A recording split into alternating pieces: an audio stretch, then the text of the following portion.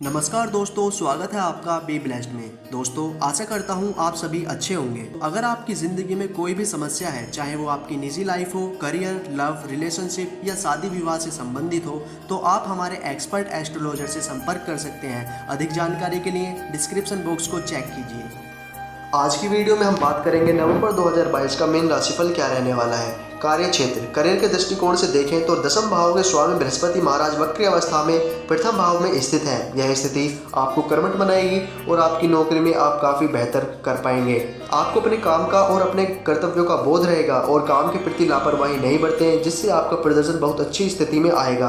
आपके एकादश भाव में शनि महाराज विराजमान रहेंगे, जो आपके वरिष्ठ अधिकारियों से आपके संबंधों को अनुकूल बनाने की दिशा में आपकी मदद करेंगे और इससे आप काफी सहज होकर अपना काम कर पाएंगे। वक्री मंगल आपकी कुंडली के चतुर्थ भाव में रहेंगे और दशम भाव को देखेंगे, जिससे आपको थोड़ी बहुत सुविधा भी होगी और कुछ चुनौतियां भी आएंगी। लेकिन महीने के उत्तरार्ध में जब मंगल महाराज के तीसरे भाव में जाने के बाद आपका साहस और पराक्रम बढ़ेगा, जो आपकी चुनौतियों का सामना करने को लायक बनाएगा। यदि आप कोई व्यापार करते हैं तो आपके लिए यह महीना अत्यंत उपयोगी साबित होगा और आपको अपनी मेहनत के पूरे परिणाम प्राप्त हो सकते हैं। बृहस्पति महाराज की प्रथम भाव से सप्तम भाव पर पूर्ण दृष्टि और एकादश भाव में शनि महाराज के प्रभाव से व्यापार में अच्छी उन्नति प्रदान करेंगे। लेकिन महीने के पूर्वार्ध में बुध, शुक्र और सूर्य तथा केतु के अष्टम भाव में होने से तथा मंगल के सप्तम भाव पर दृष्टि डालने से आपके संबंध आपके व्यवसाय बिगाड़ सकते हैं। आर्थिक, यदि आर्थिक दृष्टिकोण से देखें तो शनि महाराज पूरे महीने अपनी ही राशि मकर में एकादश भाव में रहेंगे और आपके लिए नियमित आमदनी का रास्ता खोल कर रखेंगे।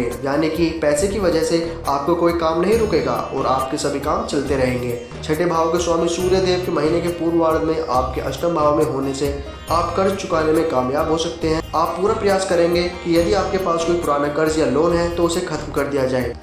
स्वास्थ्य, यदि स्वास्थ्य के दृष्टिकोण से देखें तो महीने का पूर्वार्ध कमजोर रहेगा, क्योंकि अष्टम भाव में बुध, शुक्र, सूर्य और केतु का प्रभाव रहेगा।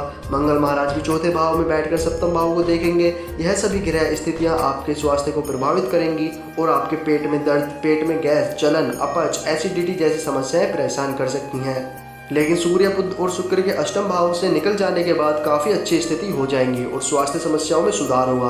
फिर भी अष्टम भाव में केतु की उपस्थिति आपको किसी प्रकार की रक्त जनित या गुदा संबंधित समस्या दे सकती है, जिसके लिए आपको थोड़ा सावधान हो जाना चाहिए। प्रेम व वैवाहिक, प्रेम संबंधी मामलों की बात की जाए तो महीने की स्थितियां सामान्य रहेंगी। शनि देव की दृष्टि पूर्ण रूप से पंचम भाव पर रहेगी, जो प्रेम जीवन में आपको अनुशासित बनाएगी। आप एक दूसरे की परवाह करेंगे, एक दूसरे से मिलने भी समय पर पहुंचेंगे और अपने जीवन को एक सुचारू रूप से चलाने की प्लानिंग करेंगे। यदि आप इस स्थिति को आगे बढ़ाते हैं तो आपका प्रेम जीवन बहुत अच्छे से चलेगा। यदि आप विवाहित हैं तो बृहस्पति महाराज की पूर्ण दृष्टि आपके सप्तम भाव पर रहेगी, जो आपके रिश्ते के लिए अनुकूलता प्रदान करेगी। इससे आपके बीच चाहे कितनी भी समस्या क्यों न हो, वह आपसी साझेदारी और बैठकर बातचीत करने से सुलझ जाएगी। आपके बीच समर्पण का भाव होगा, एक दूसरे को प्रेम भरे भाव से देखेंगे और अपनी जिम्मेदारियां समझेंगे। आप अपने जीवन साथी के सही जीवन साथी बनने का प्रयास करेंगे और एक दूसरे की बातों में एक दूसरे का सहयोग और समर्थन देंगे।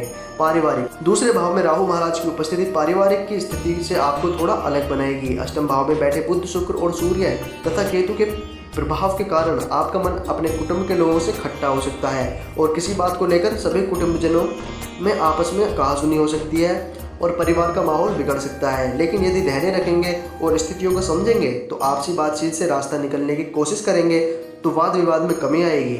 चलिए नजर डाल लेते हैं हम कुछ उपायों के बारे में। बृहस्पति के दिन हल्दी अथवा केसर का तिलक लगाएं। प्रतिदिन भगवान श्री हरि विष्णु जी की उपासना करें और उन्हें पीला चंदन अर्पित करके स्वयं उसका भी तिलक लगाएं।